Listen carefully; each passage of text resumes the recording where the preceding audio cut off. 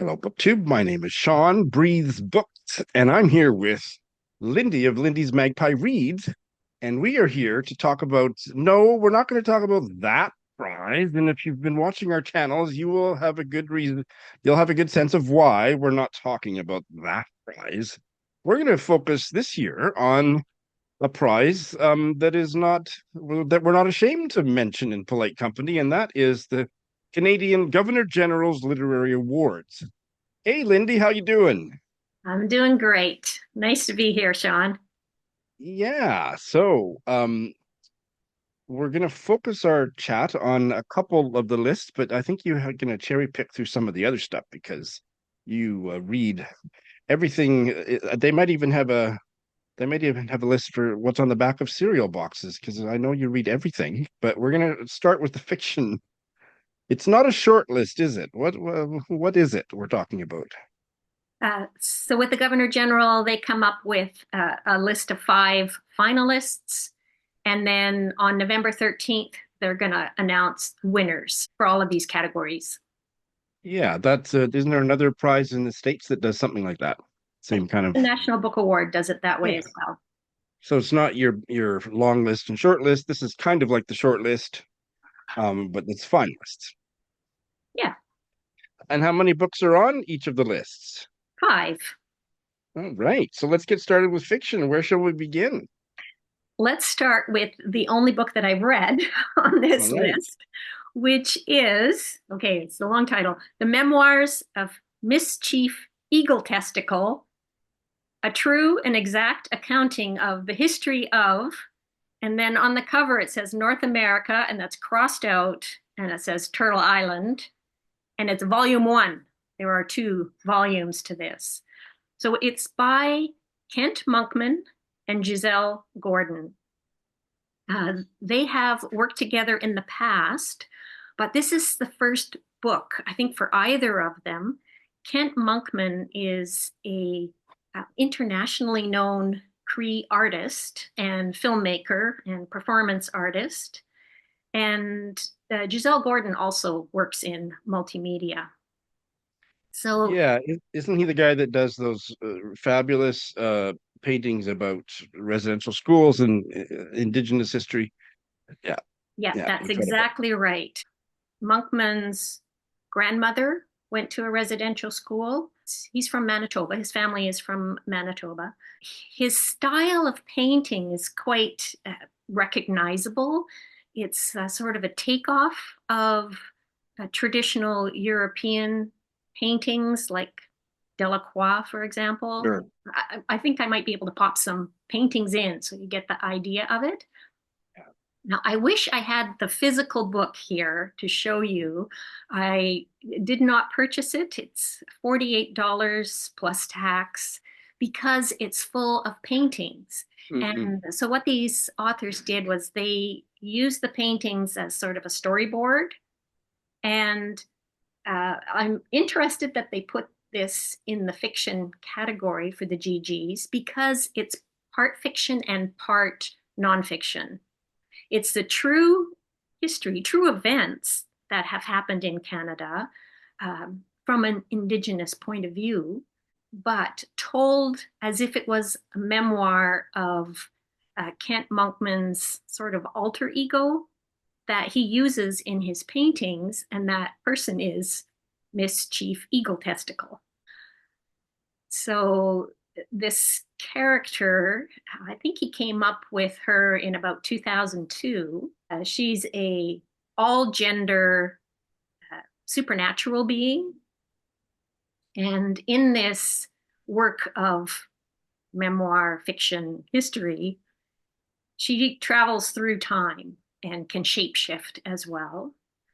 But volume one starts with the creation of the world and goes up to Confederation, 1867, the moment of Confederation.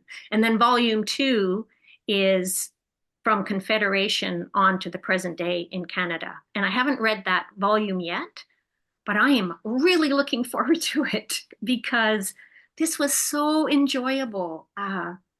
I listened to the audio, and it's read by Gail Morris, who is a Cree speaker, and there is a lot of Cree language in it. There's a extensive Cree glossary as well, but the audio edition has two parts to it. So there's the story straightforward. It takes about 6 hours.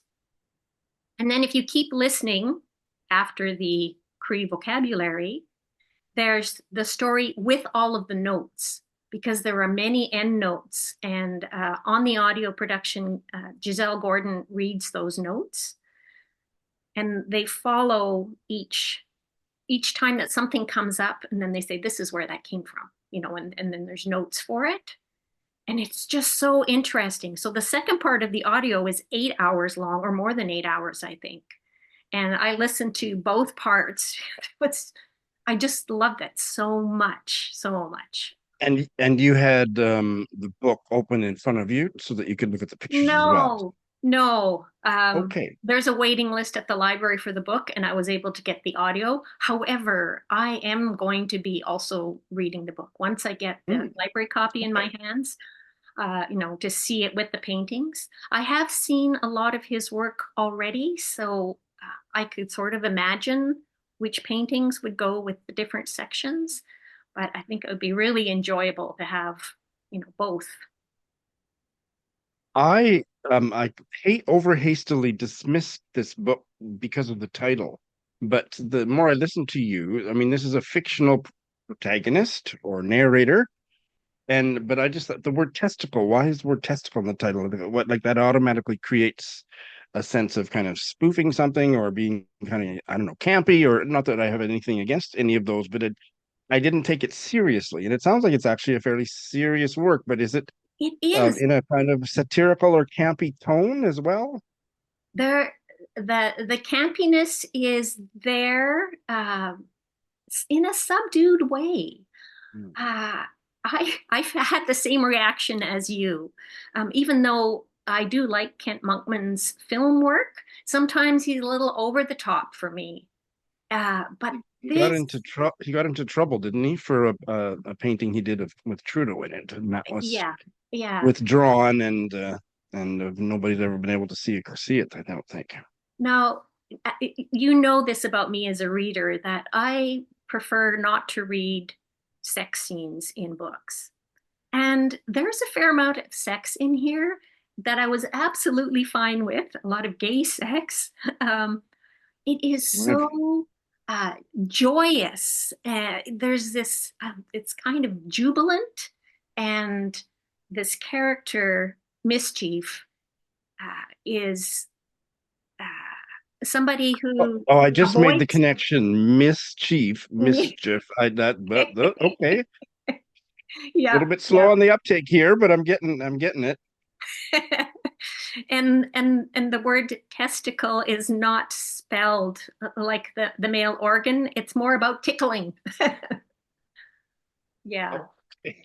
yeah. Well, there's so many places I could go with that, and I'm just going to leave all that for the time being. I think that you will really enjoy this, Shawn. There's Hmm. so much in here, that things that I never thought of before, like the fact that Europeans coming to uh, become fur traders, uh, a large proportion of them were gay men, because it was a way for them to escape the censure of their identity, really, in in Britain. And and so in the notes, for example, there will be the statistics from 1800 to, let's say, 1850. I don't have them in front of me. 200 men were charged in England for sodomy, and 50 of them were hanged. So it just gives you a feeling of, why these men are coming singly and, living here in the wilds at that time. Kent Monkman is a part of the LGBTQ plus community, I think. Yes, he is. How about He's Gisele cisgender. Gordon? Yeah, he's gay and Cisgender? he's cisgender. Yeah. But this alter ego is an all gender kind of person who is against violence. And so what she's trying to do is to help her people by spreading the word that we have a sacred agreement with the natural world, and we're here to look after it and to only take what we need. And she's trying to convince Europeans that this is the way to behave. Very interesting. Well, darn you, Lindy. I had crossed that one off my list thinking, oh, I don't need to bother about that. Now it's back on, as if I don't have enough to read. Yes, it's just it's so sexy, tongue in cheek, and yet it is confronting difficult truths.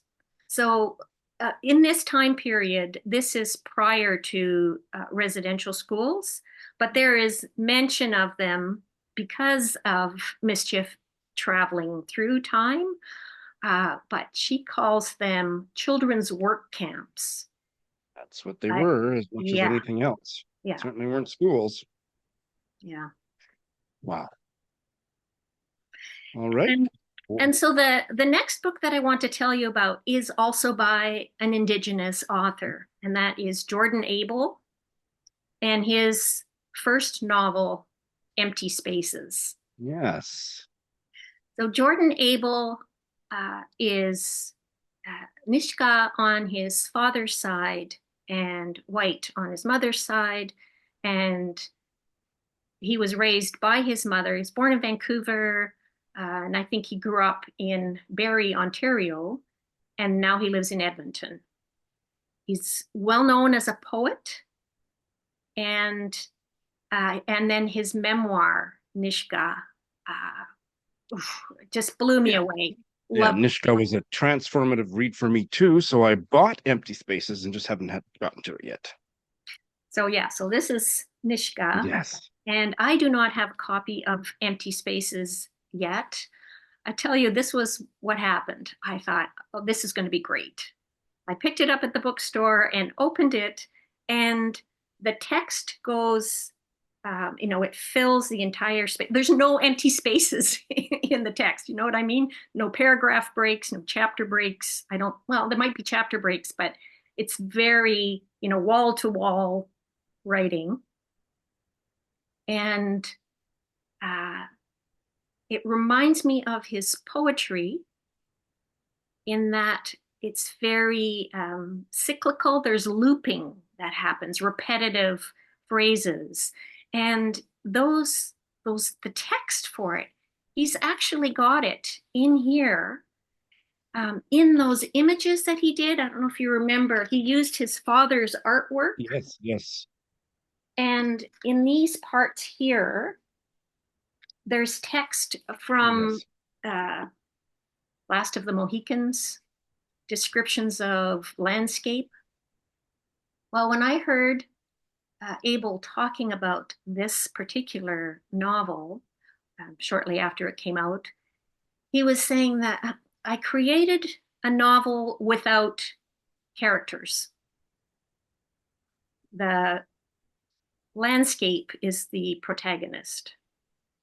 There's no dialogue. And I thought, wow, what is that? That's very different. Well, I think I told you, I picked it up at the bookstore, I read a bit, and I thought, I'm going to have to be in a certain kind of mood for this.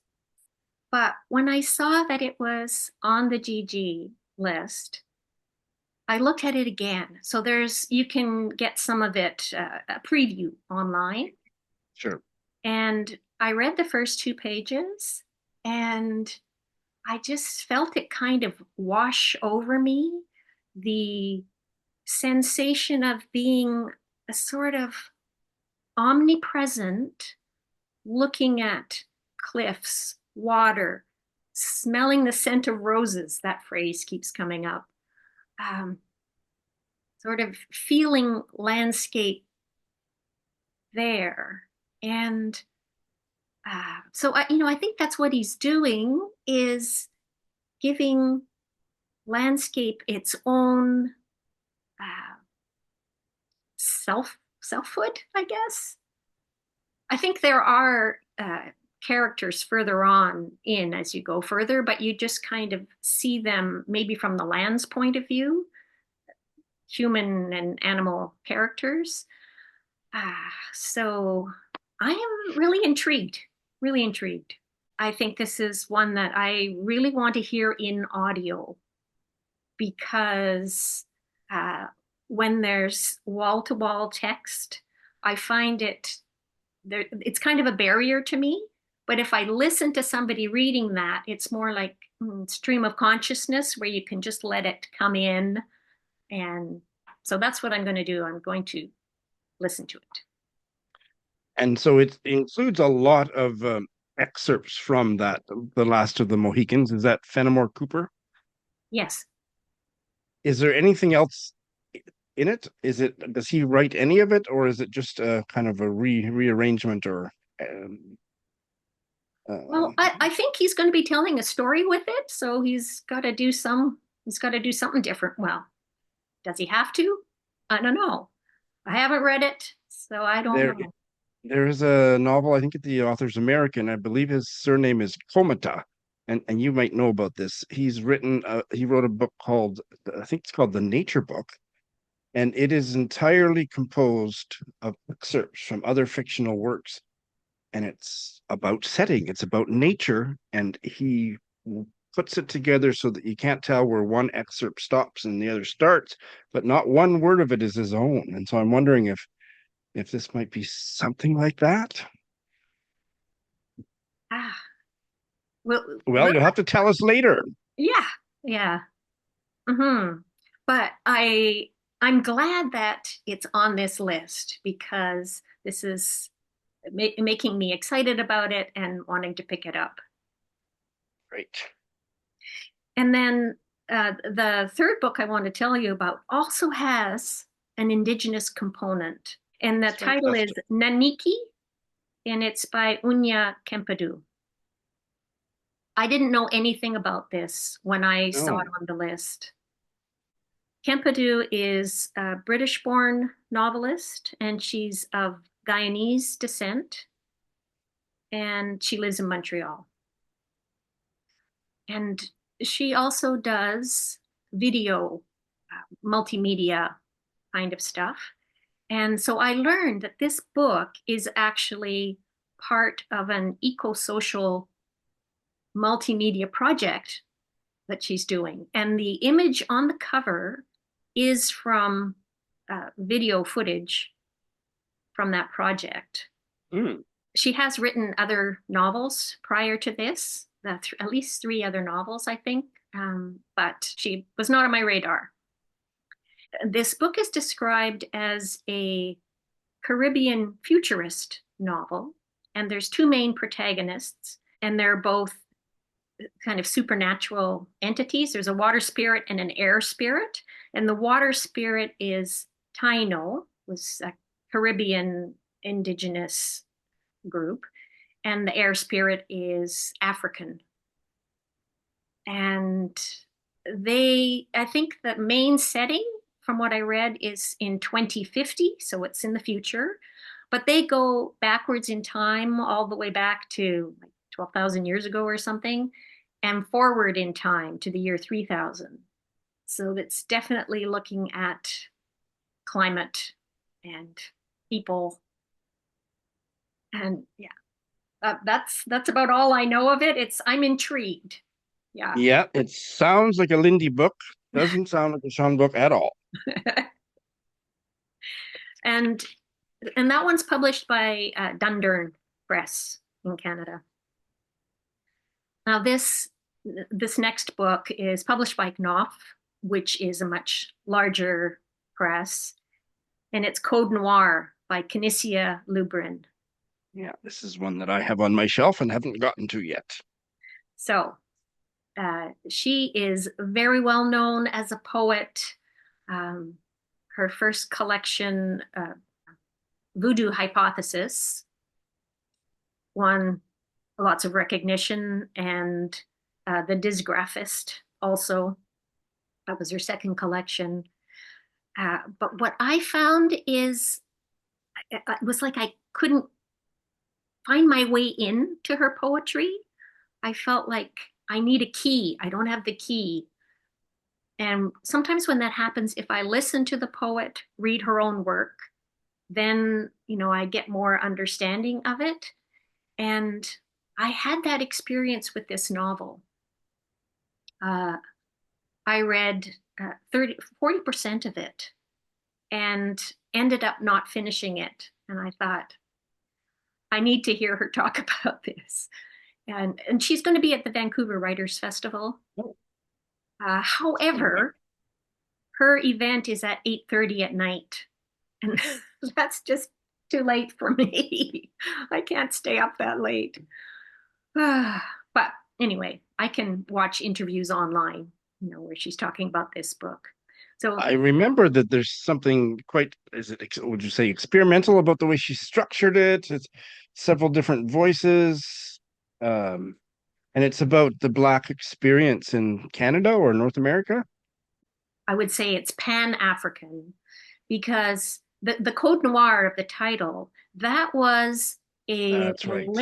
a long list of edicts that the King of France, this was Louis the 14th, issued in the 1500s about slavery.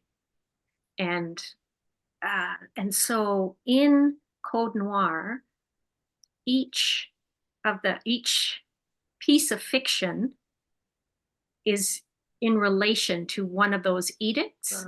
And That's there's right. also a work of art that goes with it. So the edict isn't just in plain text on the facing page, it's incorporated into art. The artist is Farquharson Dyson. And it really does add a lot, I found. But the short pieces of fiction, they're almost like fragments, but they do interconnect. But the thing is, they're not all in the same literary style. So there's contemporary realism, there's fantasy, there's dystopia, uh, there's historical bits, and I think if I would have had a little more patience, I would have seen how they connected together. Because as I said, I stopped at 40%. I'm definitely going to pick it up again. And Well, I know your eyes usually light up at the mere mention of the word fragment. I know. And I did find that the writing was drawing me in. She's got she's a wordsmith. She uses language so creatively that part is really appealing. And as you've noticed, the books on this list so far have all, there's been something about the art or the design on the page. Yeah, very much so. This one incorporates art. Monkman's has, paintings in it, and Naniki has got the video element, although that's, separate from the book itself. And Jordan Abel's, just the way that it's on the page is kind of, like there's something about the design aspect of it. That's very interesting, I think, with these four novels so far. And so the final book is a collection of short stories. It's by Paola Ferrante, and it's called Her Body Among Animals.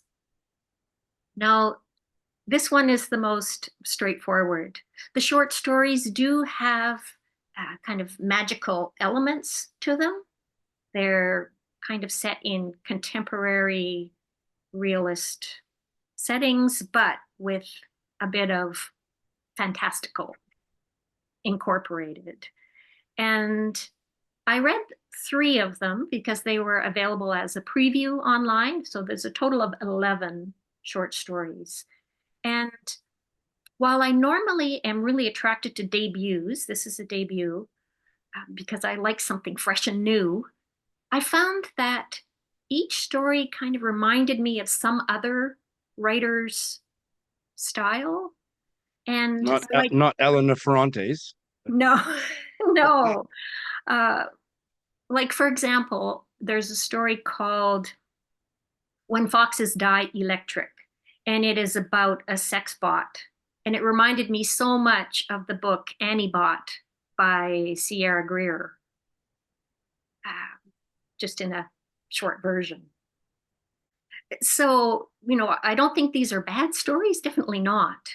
But I was a little disappointed with uh, the three that I read.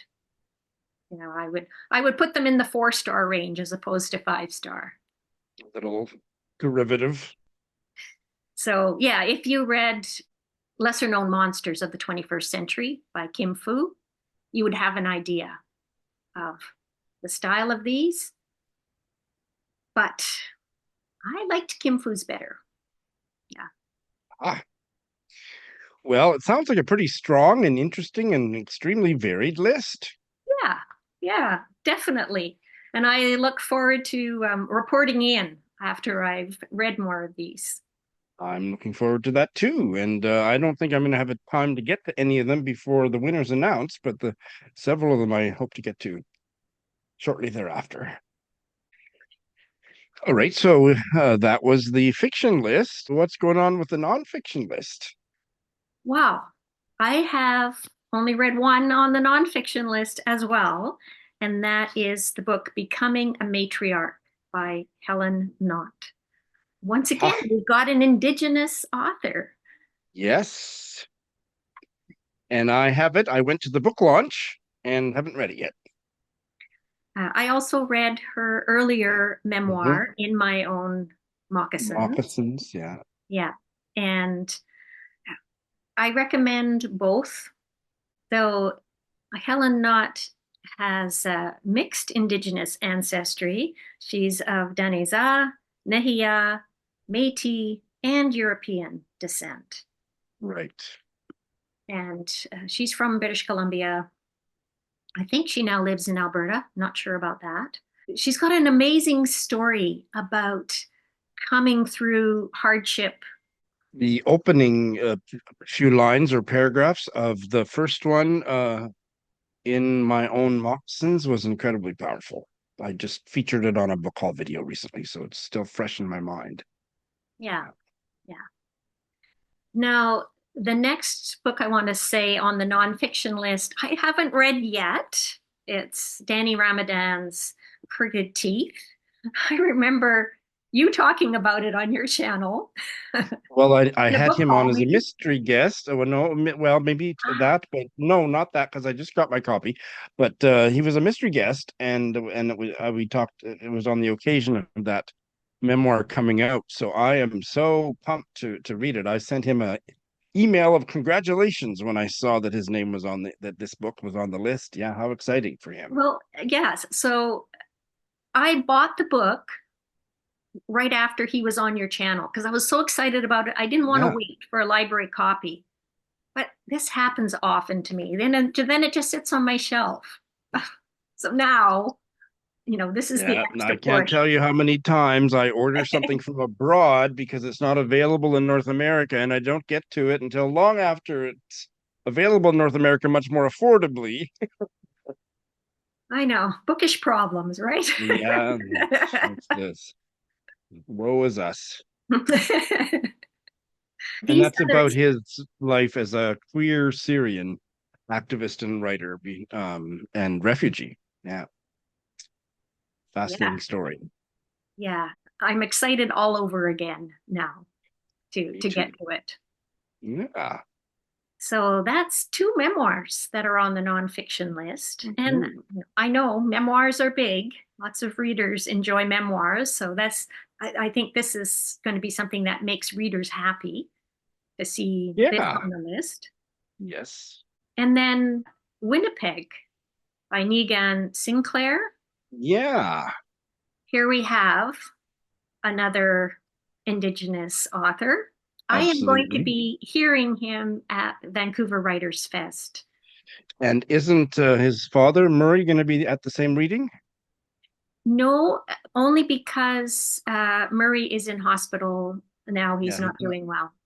Yeah. Right. So Canadians would know his name from the National Truth and Reconciliation Absolutely. I think he should be Commission. considered one of the fathers of Confederation. Absolutely. So Niigaan's Sinclair is he's in Winipeg, as you can probably guess from the title of this book, and it's a collection of his articles that he wrote for the Winnipeg Free Press. I've read a sample, and I'm keen to read more. There are lots of photographs and maps also included in the text. And so they are about his city, Winnipeg. Yes. And about the Indigenous Indigenous presence history there. and all that presence in history. Yeah. Fascinating. So, for example, one of the columns that I did read that's included in this book talks about how Winnipeg made headlines as being the most racist city in Canada. And in this article, he wrote about how Winnipeg is just an example of racism that's present across Canada. And that because there is a very large percentage of the population that's Indigenous in Winnipeg, you just see it more. Yeah. Saskatoon would be a close runner-up, I would imagine. Yet again, a book that I'm really looking forward to. Yeah, absolutely. Me too. Now, the other two books, there's one, The Walls Have Eyes by Petra Molnar, and I knew nothing about this one. And when I read the subtitle for this one, I can't make head nor hair of how those two things fit together. So it's probably breaking new ground in making the connections it does between migration and AI. Yeah, Surviving Migration in the Age of Artificial Intelligence. Yeah, I can't imagine how those two connect, but that's why there's a new book about it, so that I can find out all about it. Yeah, yeah. I'm actually really interested in artificial intelligence and how it affects individuals in our lives. So this is right up my alley. And then there's a CBC Massey lecture in printed form. That's the fifth book on this list. It's The Age of Insecurity, Coming Together as Things Fall Apart, and it's by Astra Taylor. So I don't know how I just missed this entirely. Were you familiar with her or her work? No, I was just going to say, who is Astra Taylor, Lindy? Got more to find out, but again, the topic is enough to make me very, very interested. And the Massey lecture is this, it's been going on for 50 years, I think, and it's an annual lecture named after one of our previous Governor Generals from back in the day. And it's broadcast on CBC, and it's about some kind of Canadian cultural topic, usually. So this is the most recent one, or maybe last year's or whatever. And yeah, Astra Taylor is an unknown name to me, but And likewise. So, yeah, I find this list very exciting because of that. You know, new to me are books that I know of and already know that I want to read.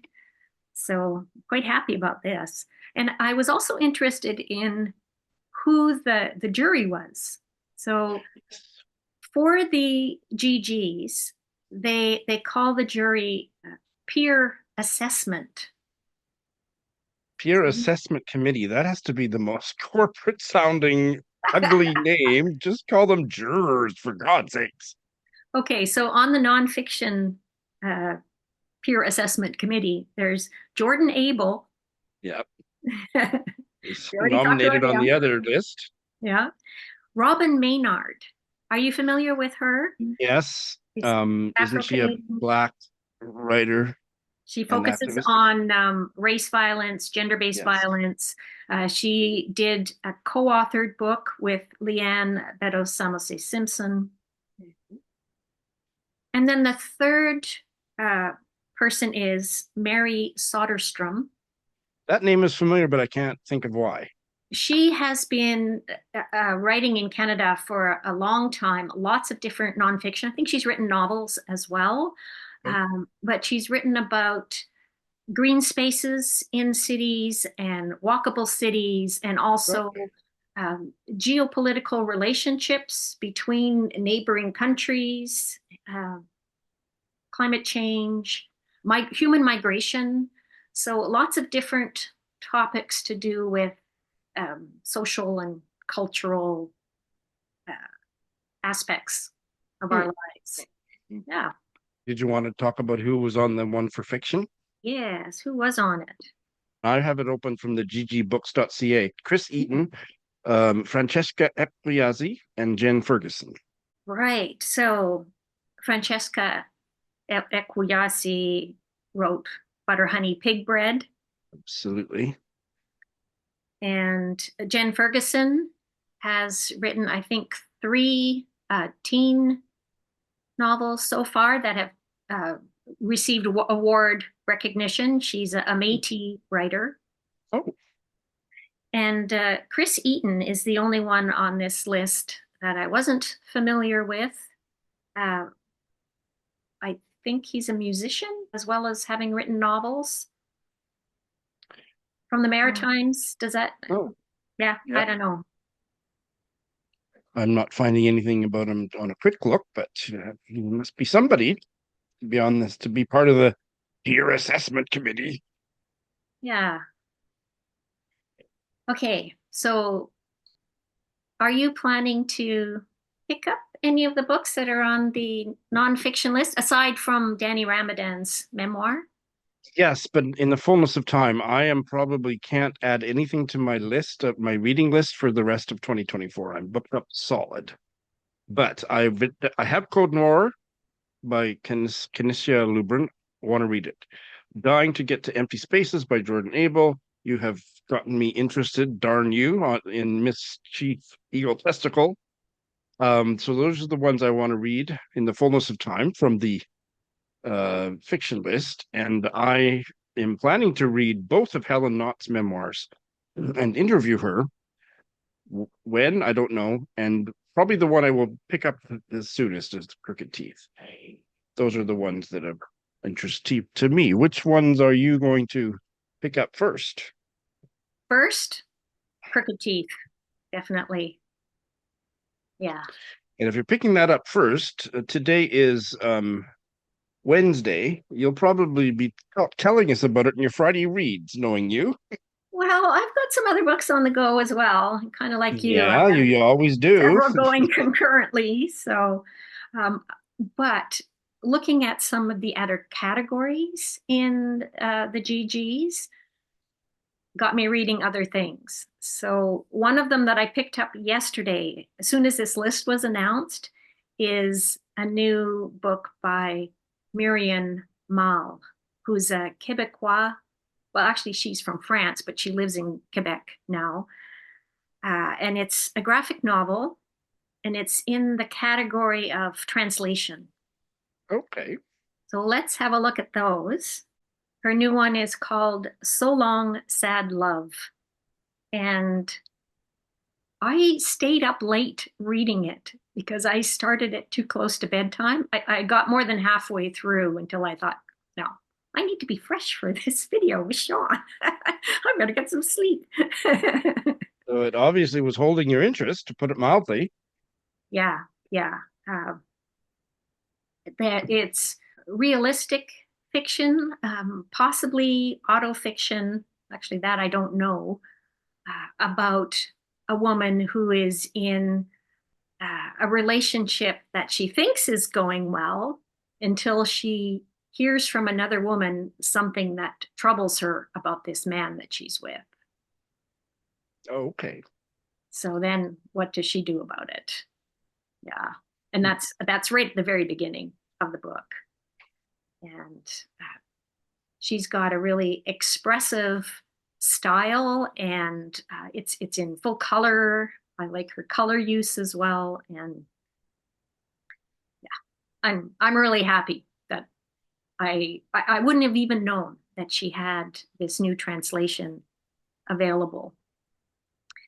And then another author that I have loved in the past is Marie-Claire Blais.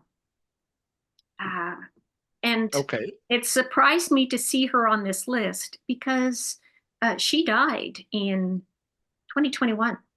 She was in her Oh, 80s, but she has been publishing for a long time. The first novel of hers that I read was Nights in the Underground, which is a lesbian novel, I think is set in the 50s or 60s in Montreal. And I have enjoyed other books that I've read of hers since then. But the most recent one, the English title, I think, is Songs for Angel. And I was so excited about it, purchased it, and then I didn't like it when I was reading it. I didn't finish it. Uh, yeah. yeah. There was one that These Festive Nights. Do you know that one? I think that's one I tried and I didn't get very far into it, but I can't remember much about it. Just when I heard her name, I thought, oh, I think I tried one of hers. Anyway, so So, this book was published posthumously. well, the translation was The possible. translation, that's right. Yeah. And Hmm. it is about a trans man who Oh, is near death. And he's huh. looking back on his life, also dealing with a nurse who insists on using female pronouns with him. But from the description that I read, it sounds like there are pivotal moments in queer history that are covered in the novel, and that does really intrigue me. So I'm going to give her another try. Yeah, well, I won't be waiting to hear how you make out with that book because it sure sounds interesting. Yeah. I'll just mention that on the Young People's Literature illustrated books, out of the five, I've read three of them and recommend all of them. One of them I happen to have out right now from the library, Skating Wild on an Inland Sea. It's by Jean Penzual and Todd Stewart, who have both won awards separately for their picture books. But Hmm. it is about skating on Lake Superior. The illustrations are so evocative of the place. And it's written in rhyme, and you just get this feeling that Nice. is fairly unique. There are not many people who have the opportunity to go out skating on a frozen lake. And I was fortunate enough to have had that opportunity because our farm was right on a lake. And I think there was only twice during the time that I was growing up that it froze without snow on it.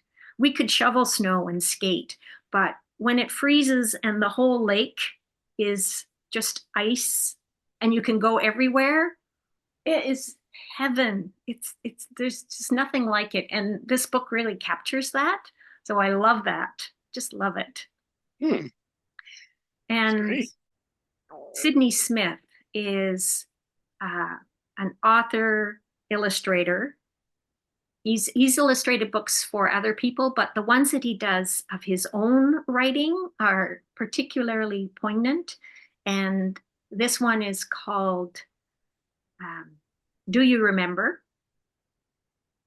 And it's so it's so poignant. It's a story of very simply told. You see a mother and son, a little boy, moving from the farm to the city, and the reason why they move is not immediately obvious, but uh, it's the kind of book that you can share with a child who's dealing with grief of losing somebody or the grief of leaving a place and having to move somewhere else, Yeah. and uh, feeling the comfort of knowing that you're not alone in missing that person, missing that place.